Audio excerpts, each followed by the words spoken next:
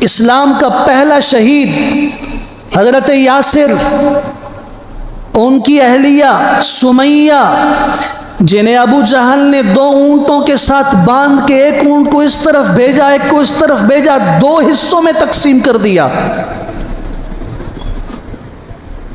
عورتوں میں پہلی مسلمان عورت شہیدہ ہیں، ان کے شوہر یاسر پہلے شہید ہیں، اور ایک بیٹا ہے جوان عمار بن یاسر۔ آنکھوں میں آنسو دیکھ کے رسول اکرم صلی اللہ علیہ وسلم گزر رہے ہیں، فرما رہے ہیں اصبروا یا آل یاسر فإن موعدکم الجنہ۔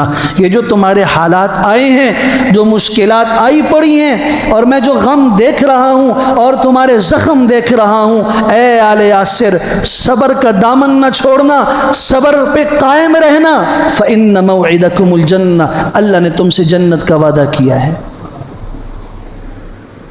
وہاں تو صبر کی تلقین ہے۔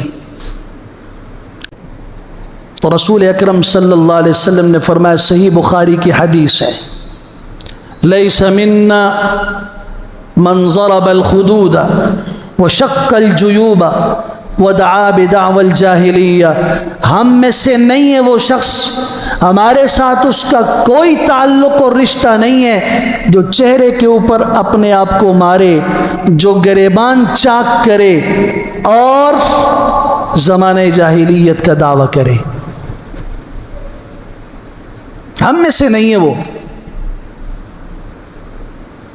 مجھے بتاؤ، حضور اقدس صلی اللہ علیہ وسلم کے سگے چچا حضرت حمزہ رضی اللہ عنہ کی شہادت پر حضور نے ماتم کیا تھا؟